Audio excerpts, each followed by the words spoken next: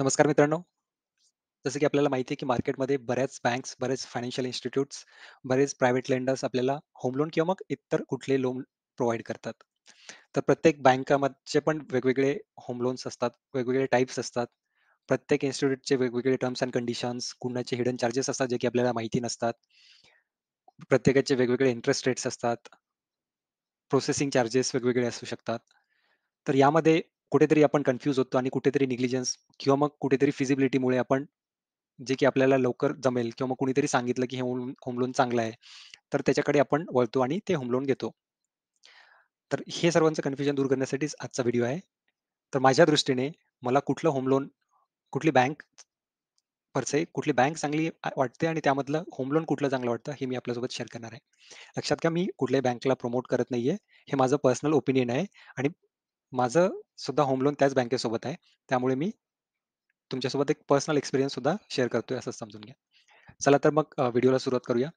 तर जसं की आपल्याला माहिती असेल किंवा नसेलही तरी सगळ्यात बिगेस्ट होम लोन लेंडर्समध्ये पहिलं नाव येतं एस-बी-आय बँकेचं. त्याचं की मार्केट शेअर आहे अराउंड 34% म्हणजे 34% पूर्ण होम लोन्सचे पैकी 34% लोकांचे होम लोन एस-बी-आय सोबत आहेत. 2 नंबरला येते एच-डी-एफ-सी बँक, जे की जवळपास 24% पर्यंत आहे. त्यानंतर मग आय-सी-आय-सी-आय बँक आणि अदर बँक्स येतात. तर माझ्या दृष्टीने आणि माझ्या पर्सनल एक्सपिरियन्सने मला जे चांगलं वाटतं ते एस-बी-आय मॅक्स गेन. तर एस-बी-आयमध्ये पण वेगवेगळे नॉर्मल होम लोन पण आहे आणि मॅक्स गेन होम लोन सुद्धा आहे.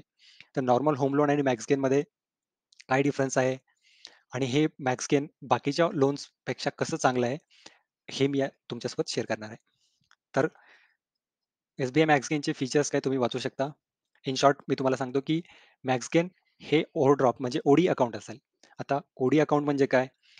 ओडी अकाउंटमध्ये म्हणजे त्याच्यामध्ये तुम्ही कधी पैसे टाकू शकता, काढू शकता. बाकीच्या होम लोनमध्ये जर तुम्ही पैसे टाकले, तर ती प्रीपेमेंट कन्सिडर केली जाते आणि ते परत तुम्हाला रिटर्न काढता येत नाही. पण हे ओडी अकाउंट असल्यामुळे तुम्ही जेवढी अमाउंट त्याच्यामध्ये टाकता, ती अमाउंट तुम्ही कधीही काढू शकता आणि फक्त अमाउंट टाकल्यानंतर जेवढी अमाउंट रिमेनिंग असते, त्याच्यावरतीच तुम्हाला इंटरेस्ट भरावा लागणार.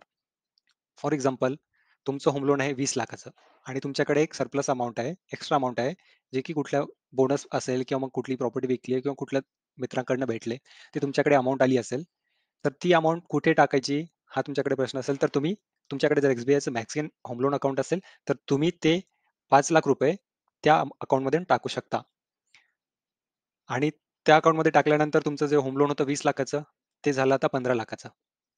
टाईम बिंग कारण की ती तुम्ही 5,00,000ची अमाउंट परत रिटर्न काढू शकता. त्याच्यामुळे ते पर्मनंट नसणार आहे. टेम्पररी जोपर्यंत तुमची अमाउंट त्या अकाउंटमध्ये असेल, तोपर्यंत ते कन्सिडर करते की तुमची होम लोन अमाउंट 15,00,000च आहे.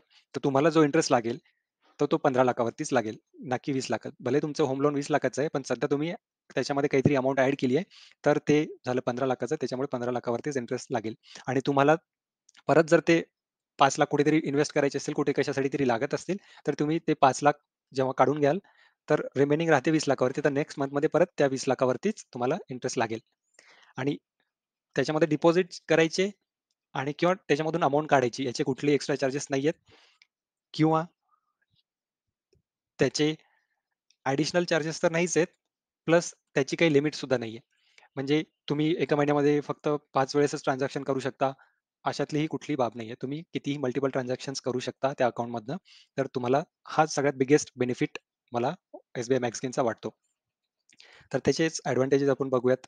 त्याच्यामध्ये पहिली गोष्ट आहे एस-बी-आय जसं की माहिती आहे, पब्लिक सेक्टर बँक आहे, ट्रस्टवर्थी बँक आहे. तर काही झालं तरी बँक डुबणार नाही आणि तुमची मनी, तुमचे सेव्हिंग्ज, तुमचे पैसे हे सेफ हँड्समध्ये आहेत असं कन्सिडर करू शकता. त्याच्यामुळे एक तर ट्रस्ट आहे.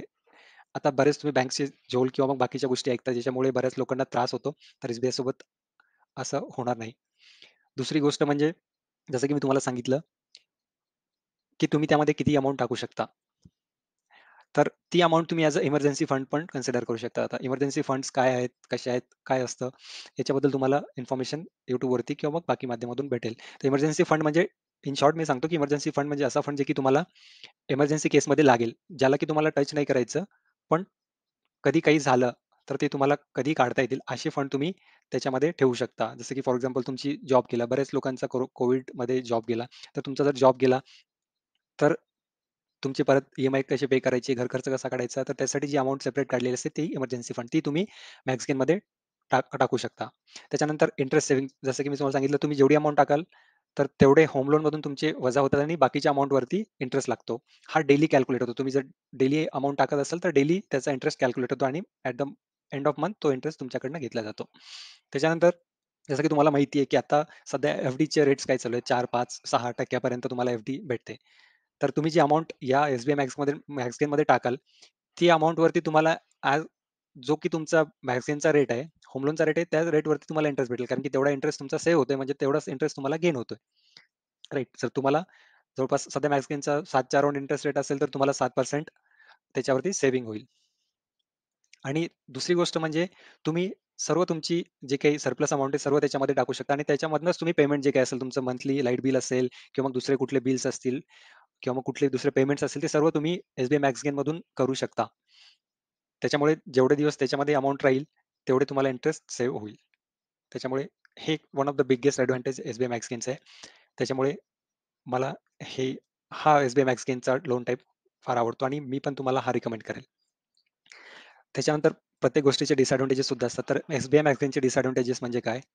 याचा इंटरेस्ट रेट स्लाइटली जास्त असतो नॉर्मल होम एस-बी-आयचाच नॉर्मल होम लोन घेतला, तर त्याच्यापेक्षा एस-बी-आय मॅक्स जवळपास 0.35 ने इंटरेस्ट रेट जास्त असतो. 0.35% ओन्ली. त्याच्यानंतर एस-बी-आय मॅगझीन कसं वर्क होतं, कसं तुमचं इंटरेस्ट हे थोडंसं कॉम्प्लिकेटेड आहे समजायला, की कशा टाइप इंटरेस्ट ते कॅल्क्युलेट करतात, कसं ह्या सर्व गोष्टी थोड्याशा इनिशियली कॉम्प्लिकेटेड वाटतात. जेव्हा तुम्हाला समजेल किंवा तुम्ही यूज कराल त्यावेळेस तुम्हाला समजेल, की एक्झॅक्टली समजेल कसं काम होतं ते. त्याच्यानंतर लेसर टॅक्स बेनिफिट्स कारण की जर तुम्ही इंटरेस्टवरती जर तुम्ही टॅक्स पे करत असाल आणि इंटरेस्टवरती जसं की तुम्हाला माहिती आहे 2,00,000 ची लिमिट असते.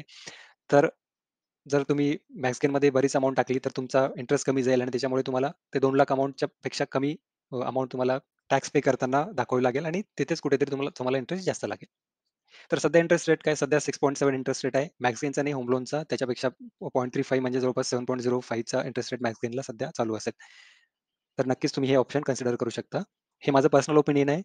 तुम्ही दुसरेही होम लोन्स घेऊ शकता. काही डाउट्स असतील, काही क्वेरीज असतील तर तुम्ही कमेंट बॉक्समध्ये मला विचारा. थँक